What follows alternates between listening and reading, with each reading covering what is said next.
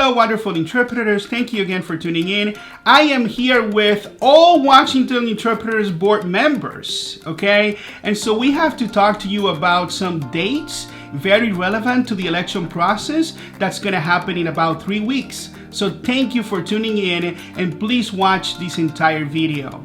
Hi, I am Liana Lara, and I am the Secretary and Treasurer for Washington Interpreters. And talking about important dates, we want to talk to you about June 2nd. On June 2nd, PERC informed both competing unions that the elections will be by June 29th, with a voting period for 3 weeks, approximately until July 22nd. On June 7th, as directed by PERC, LNI posted an election notice for eligible interpreters to verify their mailing addresses. And in order to receive a ballot, mainly because we still need to confirm 368 addresses from interpreters that used to work for agencies. Hello, I am Veronica Mendez. I am Washington Interpreters Vice President, and let me tell you why this is important. As some may already know, we have been assisting PERC in the process of obtaining addresses, and it is important that all interpreters who have worked in an LNI appointment with an agency in the past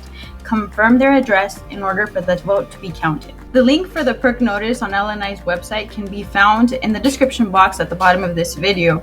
I can't stress enough how important this is, especially since it's my opinion, WFC doesn't want all LNI interpreters to vote due to the fact that they now have a lot of their new interpreters who can now vote because they weren't previously LNI interpreters. It is important that all previous LNI interpreters get the opportunity to vote because they should have the opportunity to vote as well, since they are also eligible to vote. My name is Alex Gonzalez, and I'm the Media Director for Washington Interpreters. We want to have the opportunity to negotiate for better working conditions, especially getting back what we have lost. Like many of you, working as an independent interpreter, I used to have several options to get appointments. In the past, I could work for multiple language agencies, or I could get my own hours directly from medical providers like clinics, hospitals, and more choices. Also, getting paid for mileage was huge. Have you seen the gas prices these days? Well, the problem now is that the only option that we have for LNI appointments is the scheduling system, where I can only get 2-3 hours daily, no mileage. I cannot bill directly unless it's an emergency or urgent care appointments. And LNI banned agencies, as you know, from the system, so I don't have any other way to get more hours for LNI appointments. I'm excited about this election, so now we can have the chance to get those options back, along with a fair scheduling system. And Alex, as you mentioned, language agencies being banned from LNI system, supposedly because they were monopolized the distribution of appointments. And it's so funny because that's exactly what the scheduling system is doing. A big statewide language agency that is monopolizing and distributing of all of the LNI appointments. And this is the definition of unfair distribution of appointments. When you're obligated to have only one option without enough hours to make a living, yeah, I'm excited too for this election. I think we're all mutually excited and happy that we're finally going to be having an election. I personally am super excited that we're finally going to be able to have more than one option for our union. In the past, WFC is all we've had. As you guys already know, in the past I was a WFC member, and we were always told that there was no other option, that WFC was the only option, that there was no way we could ever have another union, regardless of what it was for. We thought the only interpreting union we could have was WFC, but now we have the opportunity to have more than one. We're here, we're a second option.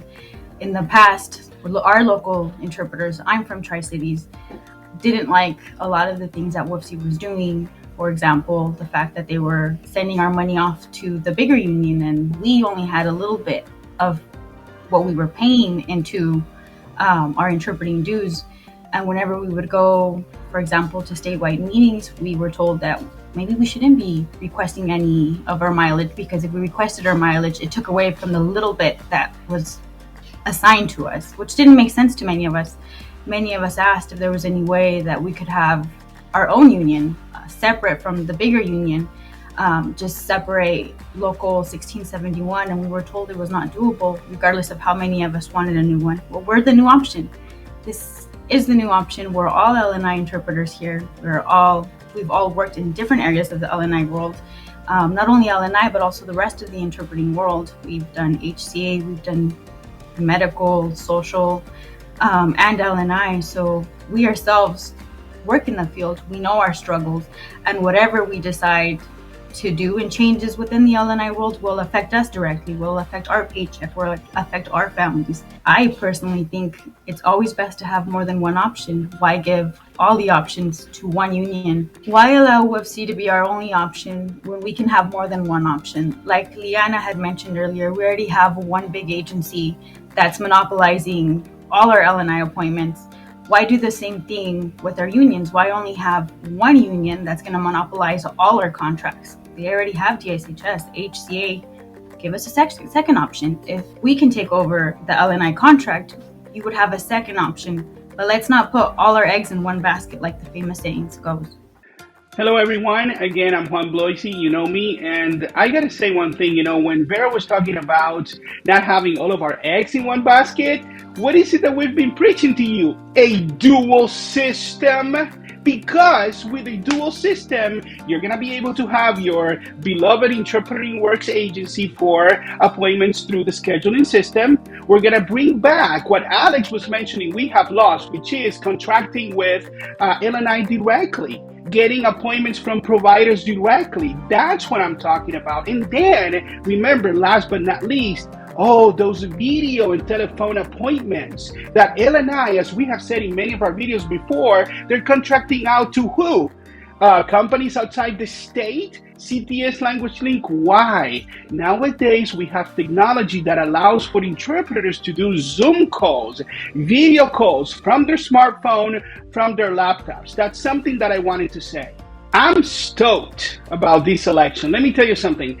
We are very grateful to you, and I know that we've said this many times before, but since we started the election process back in 2020, it's been an uphill battle. WFC didn't want this election. They blocked the election. The other smaller union that was participating and then fell off, they opposed the election, and then LNI playing shenanigans with the unfair labor practice hearing, postponing it. They have delayed this so they could actually, cram the election with interpreters that they think are going to be favorable to their cause. But finally, we are here. And I'm so excited because we're going to win. But whatever happens, we have brought this election to you. And it's been a lot of personal sacrifice, a lot of resources that we have put into this from our own resources to make this happen, a lot of personal time away from our families to make this a reality. And let me tell you something, we have not even asked any interpreter for money for this. We have accepted donations from people from everywhere, but we have never said we require you to pitch with some money for this. And I want you to remember that because that's very important. And to add to Vera's point, you deserve a union that's independent and it's going to be able to make its own decisions. Not like the experience that many WFC interpreters have had with them, where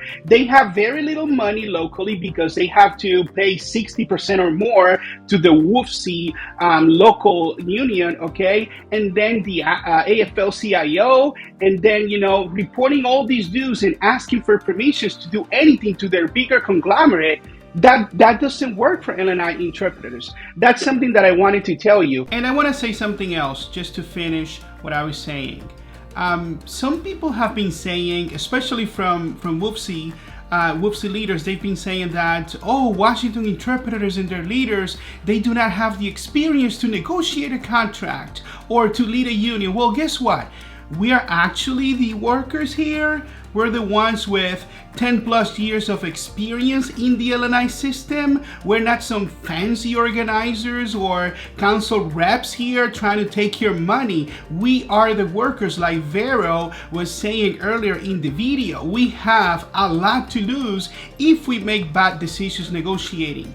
And the only knowledge that we need getting into a contract negotiation is understanding how our industry works. And that's what we do because we have this experience. And let me tell you something, if you still have any doubts about what we're going to be doing when we win the election, please go to our website. We're going to have the link in the description box of this video. So you go to our website, anything you need to know about Washington Interpreters, the composition of our union, how we're going to be using our union dues in the future when we win, and fair and democratic elections for our members. Yes, we're going to have elections for our members. Anybody that wants to be a leader, they're going to have a chance to do this. So go to our website and browse everything there. You're gonna see what we're all about.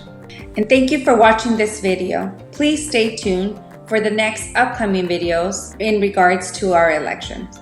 And remember to keep yourself informed by visiting our website so you know everything about us and our goals as a union. And we also plan on interacting with you guys soon, so please stay tuned for our face-to-face and our virtual union meetings. Bye.